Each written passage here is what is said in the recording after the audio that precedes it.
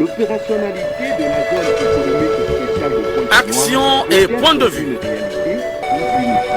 Une réalité, les décideurs peuvent obtenir. Action et point de vue. Réaction du peuple sur le développement. Monsieur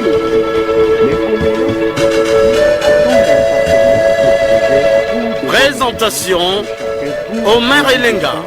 Bonjour à tous. Nous sommes dimanche, jour prévu pour la diffusion de votre émission de proximité Action et Point de Vue qui va célébrer le 28 janvier 2023 prochain sur initiative des membres des clubs d'écoute de Brazzaville, le 7e anniversaire de la création de cette émission. C'est à cette occasion qu'une émission spéciale sera organisée sous le thème Action et Point de Vue 7 ans après, témoignage.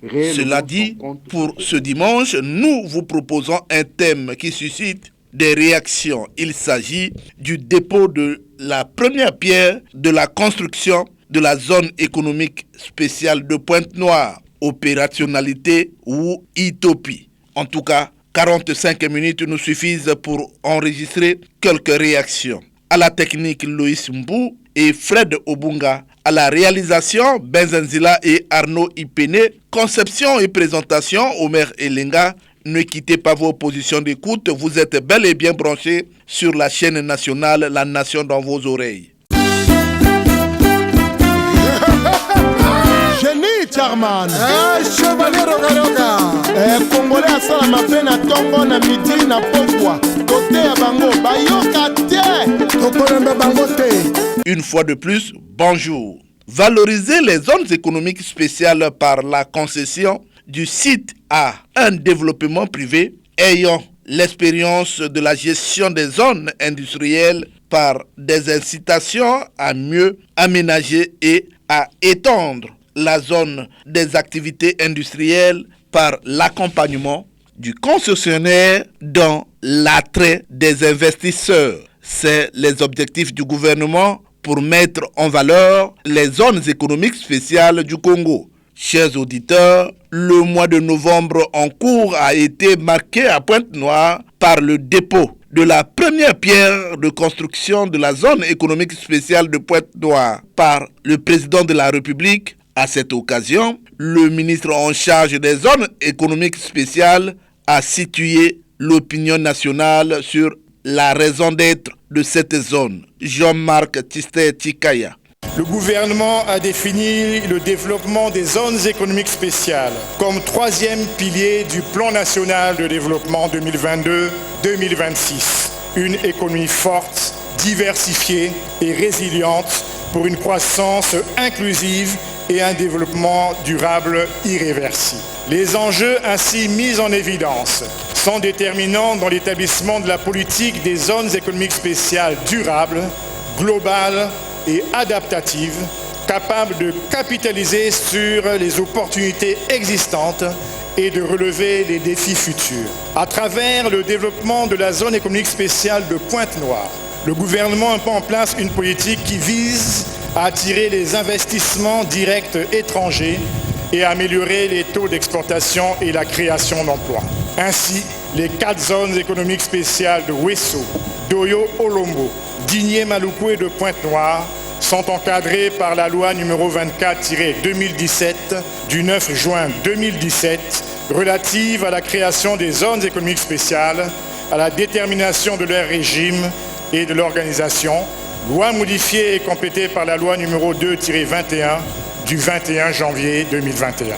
De même, Jean-Marc Tistet-Tikaya a précisé les différents secteurs d'activité. Nous arrivons ce jour à la concrétisation de ce projet emblématique. Il revient maintenant à la plateforme industrielle du Congo Pointe-Noire, société de droit congolais, filiale du groupe Euraïs 2P, en partenariat avec la République du Congo, conformément à l'article 3 de l'accord cadre de la convention signée entre l'État congolais et Euraïs 2P le 4 octobre 2022, la construction des ouvrages à vocation industrielle, commerciale, résidentielle, incluant notamment les infrastructures et les réseaux de connectivité. Les activités éligibles des entreprises bénéficiant de l'agrément au régime de la zone économique spéciale installées dans la zone économique spéciale de Pointe-Noire sont des entreprises à vocation exportatrice ouvertes aux activités suivantes. Le raffinage pétrolier, la métallurgie, la fabrication des produits alimentaires, la fabrication des boissons,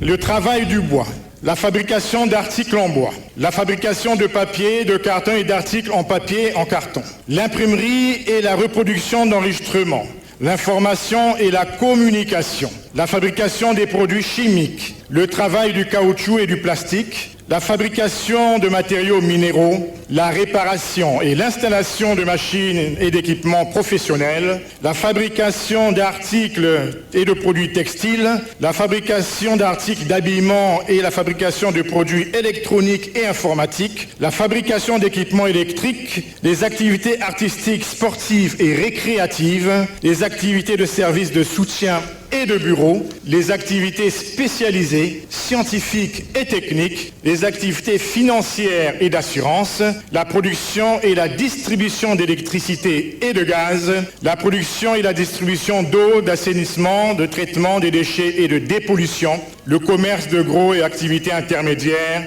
et le tourisme. Chers auditeurs, 6 ministres ont défilé à la tête de ce département. Les Congolais attendent toujours la mise en pratique de la loi sur les zones économiques spéciales. Le président de la République, Denis Sassou Nguesso, a toujours insisté sur le manque d'application des lois. Réécoutons Denis Sassou Nguesso dans cet élément d'archives. S'il existe un défaut récurrent au sein de notre administration et auquel j'entends mettre un terme, c'est bien celui-ci. On légifère, mais les décrets d'application tardent le plus souvent à venir. Et quand ils existent, c'est la volonté de les mettre en œuvre qui est la plupart du temps aux abonnés absents. En résumé, ce ne sont pas les outils qui manquent, c'est le courage de s'en servir. Eh bien, ce courage, soyez-en persuadés. Eh bien, ce courage, soyez-en persuadés, ne nous manquera pas. Nous l'aurons, je m'y engage, pour lutter contre les antivaleurs. Nous l'aurons, je m'y engage, pour lutter contre les antivaleurs dans les administrations et les organismes publics. Nous l'aurons pour élaborer une politique nationale de lutte contre la corruption et renforcer les moyens dont sont dotés la haute autorité, l'inspection générale des finances et le contrôle général de l'État. Nous l'aurons pour appliquer à l'encontre des détournements de fonds, de l'enrichissement illicite et du favoritisme une politique de tolérance zéro. J'y veillerai avec vigilance et sans faiblesse. Et oui, près de 25 000 emplois sont prévus par cette zone économique spéciale. Les Congolais attendent la concrétisation de ce projet qui sera opérationnel en 2023.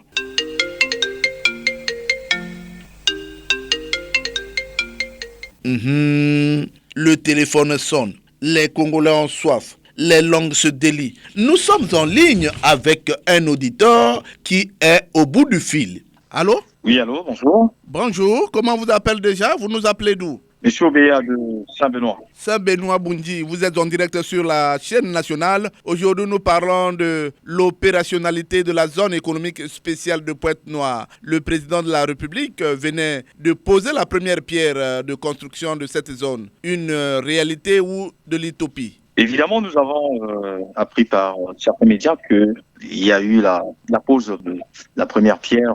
C'est bien que l'objectif de ce projet soit de diversifier notre économie et de limiter la dépendance vis-à-vis du pétrole.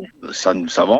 Et que ce projet va générer 8 000 emplois directs et 16 000 emplois indirects soit 24 000 emplois internes, c'est bien, que les entreprises implantées dans cette zone restent soumises aux dispositions du Code du travail du Congo. En tout cas, jusque-là, c'est bien. Mais quand on parle du Code du travail et que nous apprenons, par exemple chez moi à Saint-Benoît, sur la route le tronçon et Gouzi-Evo, quand j'apprends que les ouvriers sont payés en dessous du SMIC, il y a un problème. Il s'agit de quel code du travail qu'on fait allusion. Maintenant, je reste tout de même pessimiste en faisant référence aux projets antérieurs qui se sont soldés par des échecs.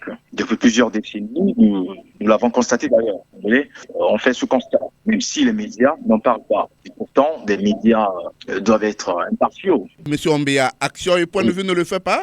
Mais vous m'avez interrompu, j'ai dit à part vous. Ah, d'accord. Voilà. Donc, vous savez, monsieur le maire Ilenga, sans pourtant aller dans les détails, la zone économique spéciale de Maluku en est un exemple convaincant, concret. Parce que nous ne pouvons pas espérer développer un pays quand certaines questions comme la transparence dans la gestion des fonds publics ne sont pas résolues, ou encore la corruption qui reste impunie est devenue même une valeur morale pour certains administrateurs. En tout cas, il n'y a que les naïfs qui peuvent croire à la réalisation de cela. Moi, je souhaite que ça puisse marcher. Mais quand on essaie de voir la façon dont certaines personnes se comportent dans les administrations, je dis que ça n'aboutira pas. Avez-vous un message à dire aux autorités? Le message que je voudrais adresser aux autorités, c'est de respecter les cahiers de charges et d'être rationnel dans des dépenses. Monsieur Ombeya, je vous dis merci de votre participation. Je vous en prie, passez une excellente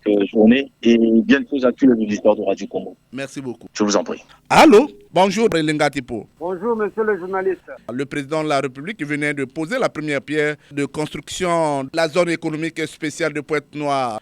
Près de 25 000 emplois. Une réalité ou de l'utopie? Monsieur le journaliste, bon nombre de nos projets retenus même par le PND sont classés soit dans le musée de l'oubli. Tel est le cas des zones économiques Pointe-Noire, Brazzaville, Oyo, Olombo. Projet pilote du développement socio-économique de notre pays, lancé il y a 10 ans et qui compte à ce jour 6 ministres sans succès. À cela s'ajoute, monsieur le journaliste, des pistes agricoles. Je cite, Abala Olombo, la liste est très longue. D'autre part, il y a des projets partiellement exécutés ou abandonnés que nous citons ici, le cas de l'aéroport international d'Olombo, le complexe industriel de Maluku, sans oublier le désenclavement véritable de la ville d'Oyo qui a connu un début d'exécution avec l'honorable Mwanandea. La liste n'est pas exhaustive à ce niveau. Monsieur le journaliste, devant ce tableau et qui ne fait pas la crédibilité de nos gouvernants et peut-être aussi de nos parlementaires, je vous avoue que nous sommes dans l'embarras de vous certifier que l'opérationnalisation de la zone économique de Pointe-Noire est une réalité ou non. Mais ce qui est vrai, monsieur le journaliste, c'est le fait que dans la plupart de nos chantiers inachevés ou abandonnés, c'est la partie congolaise qui n'assume pas ses engagements. Et nos amis chinois nous en témoignent. Pour terminer, nous vous disons que, à peine sortis du tiroir de l'oubli, font que les chances d'opérationnalisation et de ce projet et d'échec sont encore à valeur égale. Il nous paraît très précoce de nous prononcer sur le réel ou l'utopie de l'exécution de ces travaux. C'est la volonté de l'État. À Oyo, nous souhaitons toutes les chances de réussite de ce projet. Parce que, après Pointe-Noire, c'est Oyo pour eux. Monsieur le journaliste, voilà donc l'essentiel de notre intervention. Et nous saisissons de votre micro pour adresser un salut particulier à la communauté sage d'Oyo et à la descendance d'Imi Oyo qui nous écoute avec beaucoup de plaisir. Merci beaucoup, monsieur le journaliste. Voilà l'essentiel de notre intervention. Merci, Elenga Tipo. Le téléphone sonne toujours. Allô? Bonjour, monsieur le maire. Bonjour, comment vous appelez déjà? Florie Longele, le département de la Likoala. Florie Longele, vous êtes en direct sur la chaîne nationale. La zone économique spéciale de Pointe-Noire, une réalité ou une utopie? Merci, monsieur le maire, pour m'avoir fait l'honneur d'apporter ma petite expertise dans le processus de la reconstruction économique de notre pays. La démarche de la diversification de l'économie congolaise rime avec la politique économique spéciale définie comme les piliers des zones économiques spéciales du Congo, qui fait l'objet de la première pierre de son excellence, monsieur le président de la République, pour les zones économiques spéciales de Pointe-Noire. Cependant, cette politique économique rime avec les priorités, malgré plusieurs ministres qui ont passé dans ce département ministériel des zones économiques spéciales et le président de la République, le fait que de coutume de porter toujours sa pierre à la construction de l'édifice. Et malheureusement, ceux qui sont habilités pour accompagner le projet du président de la République dans le processus de la diversification économique congolaise n'êtes pas à la hauteur de pallier la vision du président de la République dans cette politique, monsieur le maire. Question qui se pose, et malgré tous ceux qui ont passé, le président de la République n'a pas attelé, donc ça c'est pas la première fois, c'est plusieurs fois. Malheureusement, à Maluku, c'était un échec total, c'est parce qu'on n'avait pas étudié les mesures d'accompagnement. Mais aujourd'hui, à Pointe-Noire, et sur quelle base? C'est pas le fait de poser, c'est pas le fait de dire, et c'est pas le fait de faire, mais c'est le problème de l'accompagnement et de la réussite. Vous savez, le président de la République a posé la première pierre, mais c'est pas pour la première fois. Monsieur le président le fait. Il a tout un gouvernement. C'est que je voudrais solliciter au Premier ministre de mettre en place une politique qui permettra de valuer chaque ministre et chaque département ministériel de zones économiques spéciales par rapport au rapport et à ce qu'il fait. Et le Congo, notre pays, qui est aujourd'hui un pays incontournable dans la politique des zones économiques spéciales climatiques, qui est incontournable dans le Conseil des Nations Unies. On devait au moins se plancher dans ce domaine pour la réussite totale. Florie, je vous dis merci de votre participation à cette émission. Et c'est plutôt à moi de vous dire merci, Likoala Tandele. Allô? Allô? Oui, allô? Allô, bonjour.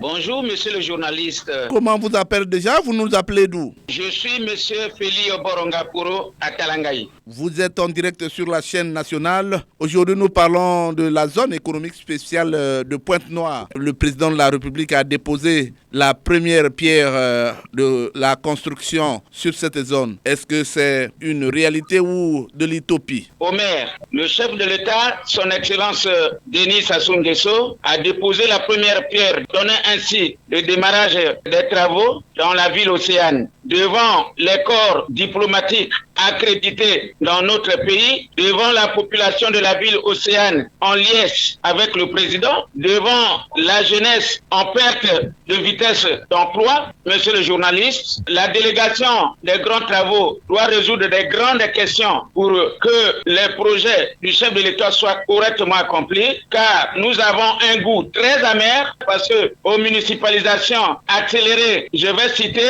celle du Fondo qui a connu des ratés, 2 fois Brazzaville qui a connu aussi des ratés, eh bien, la délégation des grands travaux doit faire excessivement attention, revoir la copie de ces travaux. Dire l'idée de l'utopie s'éloigne de nos bouches parce que quand le président, avec sa ferme volonté politique, a déjà déposé la première pierre, vous voyez bien, il a réussi la route Makwa-Etumbi, la vasière du Fondo, route Pointe-Noire-Ouesso. Donc, la première pierre dans cette zone spéciale de la ville Océane ne relève plus de l'utopie. Alors, l'État ne doit pas créer les conditions pour avoir de l'électricité au niveau de la zone de Maluku? Le président de la République se bat. Vous voyez, à l'instar de l'usine à gaz de Nzeno, le combat se multiplie pour que ces zones spéciales, notamment à Ouesso, Oyo, Olombo, aujourd'hui on parle de la ville Océane, doivent être éclairées. Sans éclairage, c'est un coup de pied dans l'eau pour ces zones spéciales. Qui doit créer les conditions pour l'éclairage de ces villes?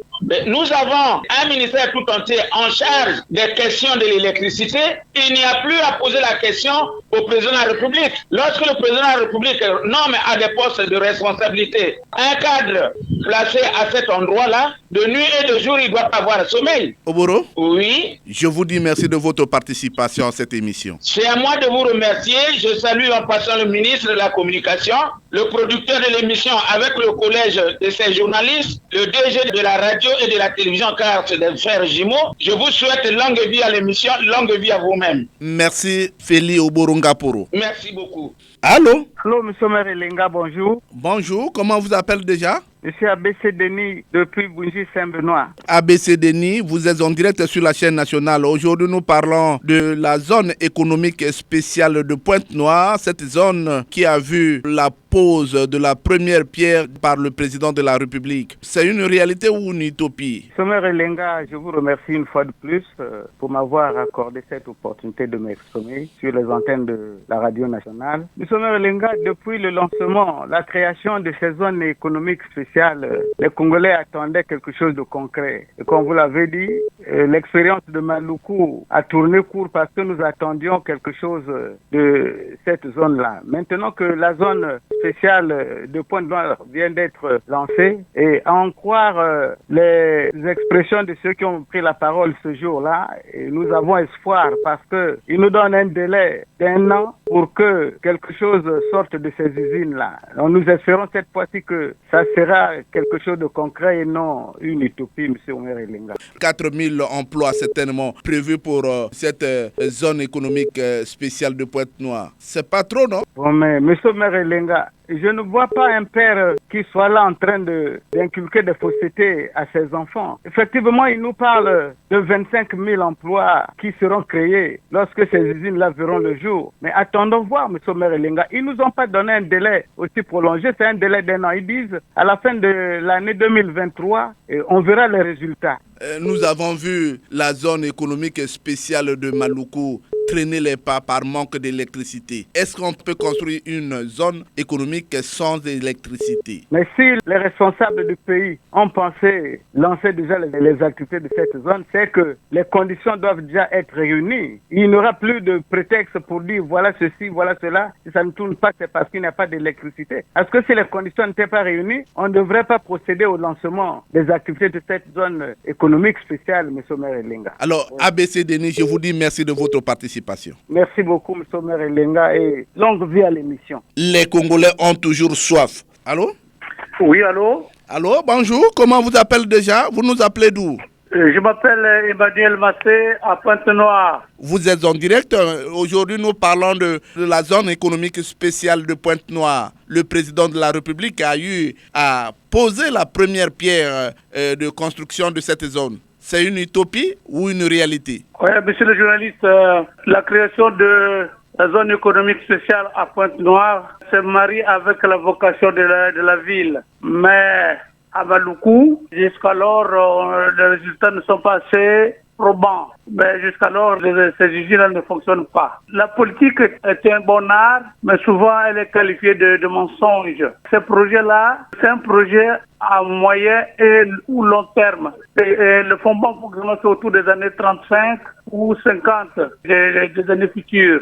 Ce n'est pas maintenant que ça sera fonctionnel. Surtout qu'on attend l'argent de l'extérieur. Deuxième élément qui est mauvais dans cette affaire, c'est que M. le ministre d'État parle de la construction d'un port minéralier. Alors, la jeunesse se pose beaucoup de questions et se frotte les mains, ne comprend absolument rien. C'est la question la suivante. Est-ce que nous continuerons à servir ou à jouer le dernier plan ou le second plan dans le commerce international, ou nous allons nous affirmer sur ce commerce et dans le commerce international comme des producteurs de biens finis? Pour terminer, j'avais des projets qui me tiennent à cœur, puisqu'on a parlé du centenaire de Pointe-Noire. Si nous avons besoin d'un port de plaisance qui peut intéresser plus le ministère du Tourisme. En Suisse, nous avons besoin d'une maison de l'homme de mer. Ce sont ces genres de projets-là qui peuvent permettre aux Congolais de trouver du boulot rapidement. Emmanuel Massé, je vous dis merci de votre participation à cette émission. Merci beaucoup. Le téléphone sonne toujours. Allô? Allô, M. Allô, bonjour. Il s'agit d'Ernest? Oui, c'est M. Ernest de Brazzaville. Monsieur Ernest, vous êtes en direct sur la chaîne nationale. Nous sommes en train de parler de la zone économique spéciale de Pointe-Noire. Le président de la République venait de poser la première pierre de construction de cette zone avec plus de 25 000 emplois. C'est une réalité ou de l'utopie? Bien.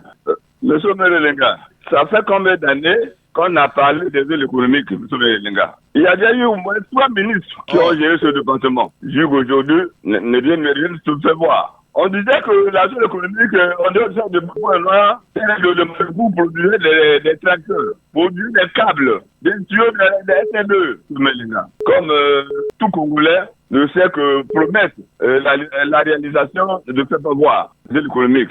On a même trouvé un autre mot, les apps sur le plan de l'agriculture, qui ne produit que pour la plupart le maïs. Donc, je crois que l'économie qu'on parlait, ça satisfait l'attente des Congolais, M. Melinga. Parce que ça fait longtemps qu'on a parlé de ça. Et on n'a jamais vu les réalisations de l'économique. Nous allons voir si ça va produire les effets possibles. Et les Congolais seront. Je crois que jusque-là, M. Melinga, ce que se fait au Congo ne rassure pas les Congolais. On va faire. On a déjà le fait. On va faire. Ernest, merci Ernest. L'émission Action et Point de Vue a toujours besoin d'un sponsor. Les sociétés congolaises sont ici interpellées. Allô? Bonjour. Bonjour, Bernard Kaniokwa, c'est lui? Oui, c'est Bernard Kaniokwa depuis Brazzaville. Vous êtes en direct sur la chaîne nationale. Aujourd'hui, nous parlons de la zone économique spéciale de Pointe-Noire. Que dites-vous? Est-ce que c'est une réalité ou une utopie?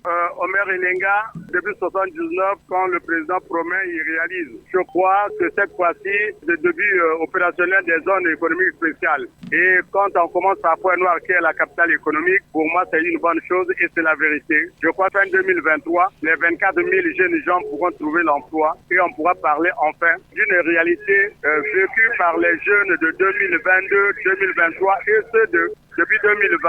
Je crois que le président ne va pas s'arrêter en chemin et surtout que dans sa longue marche vers la prospérité des populations congolaises, c'est une chose attendue et je suis conscient que cela va se concrétiser. Omer Elenga, on ne fait pas un goudron sans argent. Il faut d'abord rassembler des moyens financiers, des opérateurs conséquents, des opérateurs qui ne sont pas heureux pour bitumer une route. Et lorsqu'on n'a pas ces moyens, on prétend construire une route, c'est vraiment malheureux. Pour la zone économique de Maluku, les gens ont mis la charrue avant les bœufs et voilà pourquoi la zone n'est pas fonctionnelle aujourd'hui. Que dites-vous au sujet des ministres qui ont défilé à ce département des zones économiques spéciales? Est-ce que vous pouvez dire que le ministre Tikaya qui est là, certainement peut nous amener à rendre opérationnelle cette zone? Omer, je ne suis pas spécialiste des comparaisons. Je crois une chose a un début, une fin. Si les premiers ont balisé le chemin, parti du ministre Alain Akwala, il ne s'agit pas de comparer les premiers aux derniers. Parce qu'il peut arriver que Tikaya aussi aujourd'hui trouve quelques difficultés dans sa gestion et quelqu'un d'autre arrive pour achever. Le pays, c'est toujours un début, une continuité relative. Plusieurs ministres qui ont construit et aujourd'hui, c'est d'autres qui continuent. Vous voyez, Imboulou la première pierre a été posée en 1961, mais le jour de l'inauguration, c'est pas 1961, c'est dans les années 2000. Voyez-vous, Omer Elenga. Bernard Kaniokwa, je vous dis merci de votre participation. À moi de remercier le producteur d'émission, les techniciens, le DG et le ministre de la Communication. Très bientôt, Omer Elenga. Merci beaucoup, Bernard. La question du genre, oui, elle est toujours sollicitée. Allô? Allô? Allô, bonjour. Comment vous appelez déjà? Vous nous appelez d'où? Omer, Jules Mesmer depuis Pointe-Noire. Jules Mesmer, vous êtes en direct sur la chaîne nationale. Aujourd'hui, nous parlons de la zone économique spéciale de Pointe-Noire. Une réalité ou une utopie? Monsieur Omer, Pointe-Noire, à l'instar de Olombo Oyo, Ouesso, Maluku, bénéficiant d'un programme de développement de notre pays, inclus dans le programme national de développement PND. Le ministre d'État Jean-Jacques Bouya, ayant présenté aux populations de la côte océane lors du séjour du président de la République qui a posé la première pierre, on peut affirmer sans risque de se tromper que le Congo, dans 5 ans à venir, pourra sortir de la perpétuelle misère. Si et seulement si les partenaires sociaux, entendus par là les opérateurs économiques, pourraient appliquer leur cahier de charges dans la rigueur. Je demanderai au pouvoir public de ne pas se contenter de l'éternel problème 10 à 20%, mais penser à la création des emplois qui réduiraient le taux de chômage au Congo. Que le ministre de l'Industrialisation mette en exergue des projets qui doivent être implantés afin d'éviter des projets de trompe-œil à l'instar de Maluku, qui n'est toujours pas acquis, malgré une médiatisation trompeuse. Voilà pourquoi, loin d'une utopie, à mon avis. Omer, ce qui est inquiétant, c'est que depuis la création de ces zones économiques, plusieurs ministres se sont succédés, mais personne n'a présenté un bilan positif ou rassurant. Il y a plus de la théorie que de la pratique de la part de tous ceux qui y ont défilé. Omer, pour moi, les zones économiques nous ramènent au mandat du président Alphonse Massamba Deba, qui a su créer une panoplie de sociétés, à l'instar de ONTPA, OCC, Secodi, Sotesco, Impreco, etc. La liste n'est pas exhaustive. Personnellement, je demanderai aux Congolais d'être pessimistes et au gouvernement d'appliquer sans contour ce gros projet qui pourrait relever le Congo et se perpétuer le sous-développement. Nous ne pouvons même pas imiter ce que les Rwandais ont fait après tant d'années de guerre. Nous avons pourtant assez de potentialité. Si les antivaleurs pouvaient aboutir à de bons résultats, nous verrons le bout du tunnel dans lequel nous sommes plongés. Pour moi, ce n'est pas une utopie. Si les gens prennent au sérieux ce qui se passe, vraiment, c'est un bon programme. Aux Congolais de l'appliquer et nous verrons que vraiment ça donnera de bons résultats. La zone économique spéciale de Maluku, avec des usines implantées depuis pratiquement près de 2 ans, est-ce qu'on peut prévoir construire une zone économique spéciale sans électricité? Voilà pourquoi j'ai parlé de ces zones économiques qui n'aboutissent pas, parce qu'il manque beaucoup de choses. Pourquoi ne pas mettre là, le courant dans ces milieux-là pour que les zones fonctionnent? Qu'est-ce qui nous manque pour qu'il y ait du courant dans ces zones-là pour que ces zones économiques-là fonctionnent? Tout ça, c'est le manque de sérieux de nos dirigeants. Voilà pourquoi je disais que c'est pas de l'utopie si les gens se mettaient au sérieux. Ça serait vraiment un bon développement de notre pays. Mais comme les gens ne mettent pas au sérieux, les gens se concentrent seulement à mettre l'argent dans les poches au lieu de faire ce qui est nécessaire pour la population. Alors qu'on sait que sans courant, rien ne peut fonctionner. Ce serait la priorité, monsieur le maire. Jules Mesmer, monsieur le maire, je vous dis merci de votre participation. Merci, monsieur le maire. Merci à vous. Le téléphone sonne toujours. Allô? Bonjour, monsieur Omer Lenga. Bonjour, il s'agit de Jean-Marie Makaya. Oui, Jean-Marie Makaya. Jean-Marie Makaya, le président du club d'écoute des auditeurs de Pointe-Noire. Que dites-vous au sujet de la zone économique spéciale de Pointe-Noire? Le président de la République venait de poser la première pierre de cette zone avec 25 000 emplois prévus. C'est une réalité ou une utopie? Monsieur Omer Lenga, parler de réalité ou d'utopie dans l'opérationnalisation de la zone économique spéciale de Pointe-Noire à ce jour, monsieur Omer Lenga, serait très vite allé en besogne. Hier, la construction de la route nationale numéro 1 de Pointe-Noire à Brazzaville avait surpris le monde entier. Personne n'y croyait. C'était un rêve, aujourd'hui devenu réalité. On continue à attendre, puisque la zone économique spéciale de Maluku avait été construite il y a quelques années. Mais par manque de courant, cette zone ne fonctionne pas. Aujourd'hui, nous pouvons dire que ça sera autant pour la zone économique spéciale de Pointe-Noire? Je ne crois pas, parce qu'on n'a pas comparé Maluku et Pointe-Noire. Déjà, Pointe-Noire, M. Omelenga, M. le président de la République, est descendu pour plus d'une chose. Il a lancé déjà le courant en Géno là-bas. Ça veut dire que pour Pointe-Noire, ce serait très différent de Maluku. Pointe-Noire a son courant régulièrement, et donc nous pensons que la zone économique spéciale de Pointe-Noire peut aller régulièrement dans son fonctionnement. Jean-Marie Makaya, la maquette proposée par les grands travaux, ça vous rassure? Monsieur Omelang, j'ai rien peu, mais ça nous rassure parce que l'entreprise qui a soumissionné déjà là, Airrise, c'est elle qui a produit cette maquette. Et nous croyons qu'elle a fait des exploits quelque part en Afrique. Si c'est qu'elle a fait en Afrique, dans d'autres pays, qu'elle pouvait faire autant ici à Pointe-Noire, mais c'est la bienvenue. Cela peut se dire que cette maquette va se réaliser à bon escient. Merci, monsieur. Jean-Marie Makaya, 25 000 emplois prévus. Est-ce que c'est réaliste? Mais ce n'est que réaliste parce que déjà, cette entreprise qui va donner des emplois aux jeunes ici qui attendent 8 000 d'emplois et 7 000 d'emplois indirects, 24 000 en tout. Monsieur le maire Lenga, si cette entreprise ne dit pas de mensonges, je crois que les jeunes vont bien sourire. Il y aura de l'emploi. Et même nous autres, les vieillards, nous trouverons de l'espace là-bas pour se débrouiller quand même. Jean-Marie Makaya, l'éternel problème d'expropriation, ça ne fait pas de défaut à ce site? Oui, c'est un problème, sempiternel problème, mais je crois qu'il y en a de ceux de gens qui ont été expropriés, qui ont reçu en retour leur argent, je crois, ici à Pointe-Noire. Ils ont reçu leur argent. Je crois que les langues ne vont pas se délier après. Alors, je vous dis merci de votre participation à cette émission. Non, monsieur Omelenga, les langues ne vont pas se délier après. Ce n'est pas le cas du stade Kitele, mais ici à Pointe-Noire, nous rassurons que tout sera bien parce que déjà les mannes ont répondu. Ils ont été. Monsieur Omelenga, merci. Merci Jean-Marie Makaya. Terminons ces appels avec cet auditeur, nous signale Loïs Mbou. Allô? Allô, bonjour. Bonjour, comment vous appelez déjà? Vous nous appelez d'où? Lucien Bokenze, je vous appelle d'Ifondo. Lucien Bokenze, vous êtes en direct sur la chaîne nationale. Aujourd'hui, nous parlons de la zone économique spéciale de Pointe-Noire. Le président de la République venait de poser la première pierre de construction de cette zone. C'est de la réalité ou une utopie? Bon, merci beaucoup, M. Omer Elenga. Bon, il me semble que ce n'est pas la première zone économique pour laquelle la première pierre a été posée. Il y a 2 autres zones économiques qui ont déjà vu ce geste-là être accompli. Mais jusque-là, rien ne décolle. Donc, je crois que le Congo passe pour devenir le roi des poses de première pierre. Certainement, comme nous on le dit souvent, c'est que on ne mène pas des enquêtes approfondies en amont. Je crois qu'avant que le président aille poser, faire un tel geste, il faut que ces techniciens s'entourent de toutes les garanties possibles. On va aller de pierre en pierre, mais rien ne se fera. Pour moi, c'est une bonne volonté, c'est bien que de réaliser ces zones économiques. Mais pour moi, sincèrement, c'est une utopie. Depuis que ce ministère-là existe, avant le ministère des zones économiques spéciales, il y avait une antenne, mais rien de concret ne se fait. On ne voit rien. On a vu les ports en eau sèche d'Olivier et autres. Mais jusque-là, rien de concret n'est fait, M. Omer Elenga. Donc, je crois que l'État aurait mieux à gagner que d'avoir d'abord une bonne structuration, de mener des bonnes études. Et lorsqu'on pose une première pierre, c'est parti, tout est sur le plan. Et 2 ans, 3 ans après, les Congolais voient quand même quelque chose. Voilà mon point de vue, M. Omer Elenga. Lucien Mokendje, mais à Maluku, les usines être réalisées, non? Même s'il n'y a pas de courant aujourd'hui.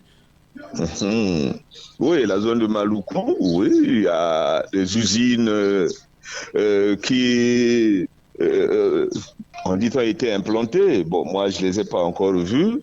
Bon, il n'y a pas de courant, c'est vrai, qui fasse que ces usines ne fonctionnent pas. Mais je crois que c'est ce que je dis en amont. Vous implantez des usines, il n'y a pas de courant. Mais comment ces usines vont fonctionner? Il faut d'abord amener le courant et puis après les usines. C'est ça le problème des études ficelées pour que vraiment le projet aboutisse. Il ne faut pas faire des choses et puis à la fin, vous êtes obligé d'attendre des années pour que leur réalisation soit effective, M. Omer Elenga. Des milliers d'emplois prévus pour 2023 à la zone économique spéciale de Pointe-Noire. Êtes-vous sûr? C'est le souhait de tous les Congolais, faire redémarrer l'économie. Et s'il peut y avoir des emplois, bon, on nous les a promis, dans la Likwala, 50 000 emplois en 2 ans. Si on peut les avoir, ce sera très bien. C'est vraiment un ouf de soulagement. Mais est-ce que c'est vraiment réaliste? Je ne pense pas. Mais regardons, on va d'abord regarder ce qui pourra profiler à l'horizon. Avant de faire de telles promesses, il faut, je le redis, j'insiste et je persiste, qu'il faut d'abord tout boucler, tout ficeler, tout boucler. Et comme ça, au moins, quand on dit il y a tant d'emplois qui vont être disponibles en 2023, effectivement, bien que le chantier démarre, en 2023, il y a ces emplois. Ce n'est pas bien. Lucien Mokendje, je vous annonce que le 28 janvier prochain, les clubs d'écoute de Brazzaville ont organisé, à l'occasion du 7e anniversaire, une journée festive. Alors, est-ce que vous serez parmi les invités? Oh, ça me va droit au cœur. Pour peu seulement que la route Ifondo Dongo et Niélé soit refaite, pour que ça me permette, avec certains éléments, certainement des clubs d'écoute là-bas aussi, avec mon jeune fils Fleury, que l'on puisse arriver. Mais si la route est toujours dans l'état actuel, bon, écoutez, on sera de cœur avec les initiateurs, on donnera notre contribution, mais on va se délecter au téléphone. Au téléphone. Lucien Mokendje, je vous dis merci de votre participation. C'est à moi de vous remercier. Très très longue vie à l'émission, M. Omer Elenga. Merci beaucoup. Profunda bino lelo, epaya papa.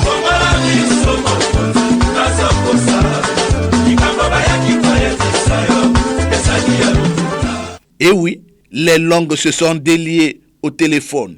Le Congolais Londa a aussi un mot à dire. On écoute les réactions du Congolais Londa, sans langue de bois. L'opérationnalité de la zone économique spéciale de Pointe-Noire peut être une réalité ou une utopie. Une réalité au cas où les décideurs peuvent tenir à leur parole.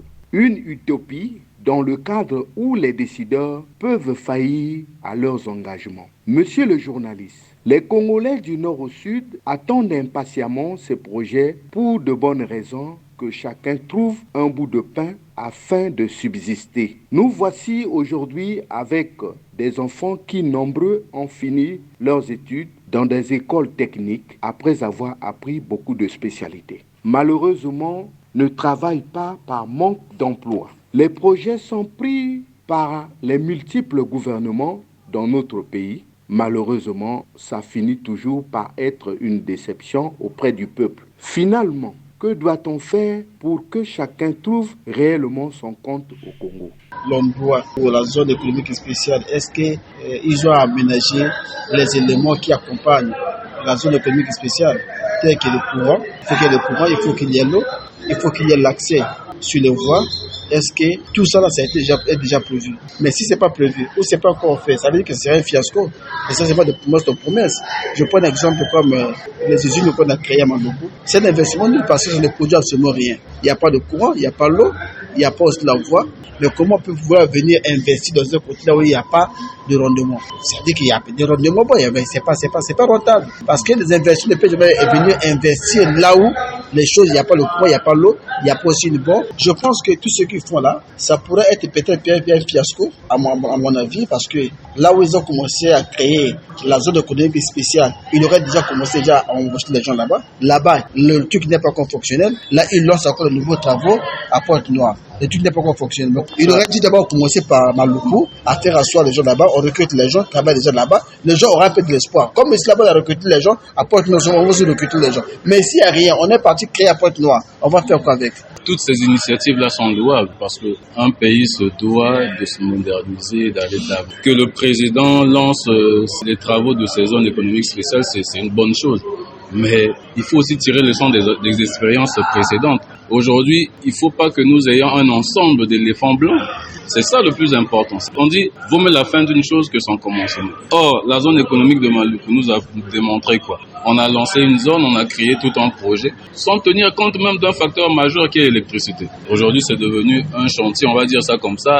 Bon, l'ombre d'elle-même, cette zone. Prions que ça avance. Maintenant, on emboîte Pointe-Noire. Je reste optimiste, je suis positif, j'attends. On attend, espérant que ça serait différent de celle de Maluku. On dit l'espoir renaît, c'est vrai. L'espoir ne doit pas être seulement une vision futuriste. Non, on annonce le boulot. Le jeune qui pense qu'il a une compétence estime qu'à la fin de ce chantier, on aura du travail. Maintenant, et que, curieusement, après, ce travail-là ne se manifeste pas ou ne se fait pas voir. Ça démoralise et puis ça diminue cette marque de confiance. On va dire ça comme ça. Aujourd'hui, on parle que de politique. Si on doit faire un truc qui a un lien avec la politique, ça va très vite. Ça va tellement vite. J'ai vu l'université Denis Sassou Nguesso, que je loue d'ailleurs, mais il faut mettre également des moyens à l'université Marien Ngouabi. J'ai vu tant de projets. Allez voir notre municipalisation accélérée. Ça a laissé des éléphants blancs. Est-ce qu'on va toujours continuer à faire des choses sans faire des examens précis? Quel est le bilan de tout ce qu'on a pu faire déjà dans ce pays? Moi, je pense que l'heure des discours est révolue. Allons dans le concret. Le président a toujours des initiatives qui donnent de la joie, qui font plaisir. Mais au-delà de simples discours, au-delà de tout ce qu'on peut dire ici à gauche, des projections, toutes ces projections-là, allons dans le concret. On va créer 25 000 emplois. Voyons ces 25 000 emplois. Parlons des zones spéciales de Pointe-Noire. C'est bien beau, mais vous savez que quand vous suivez les discours de nos dirigeants lors des pôles de première pierre de ces zones économiques, donc à l'instant, vous êtes convaincu que non, tout est fait prêt et ça sera la réalité. Prenez l'exemple de Maluku, où tout a été fait. Mais aujourd'hui, Maluku est dans les abîmes, dans la forêt. Donc moi, j'avais suivi une fois à Asie de Marseille et il parlait des messagers accélérés qui faisaient d'abord le bilan de ce qui a été fait pour entamer d'autres. Et exactement, ça rejoint le problème des zones économiques. Maluku, Maluku est où maintenant là? Et Maluku n'est pas terminé et maintenant on attaque Pointe-Noire.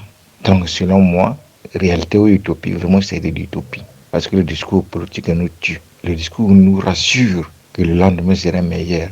Au contraire, c'est un contraire absolu. Finissons avec ce qu'on avait déjà commencé. Maluku, le montage des Caterpillar ou ceci, c'est où là?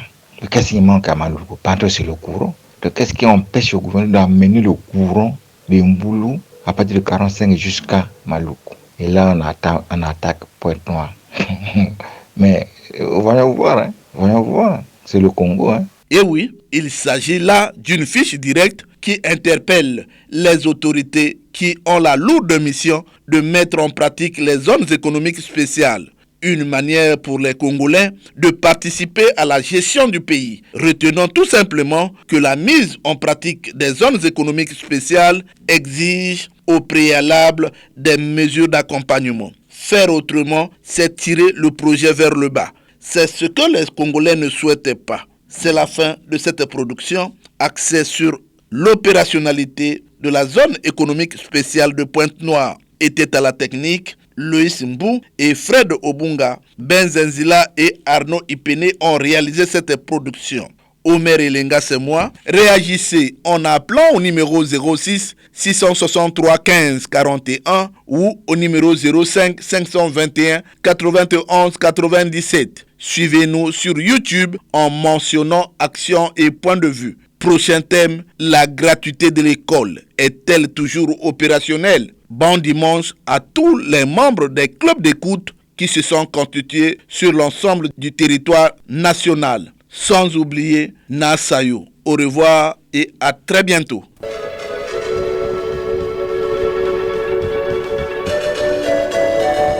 C'était Action et Point de Vue, Omer Elenga.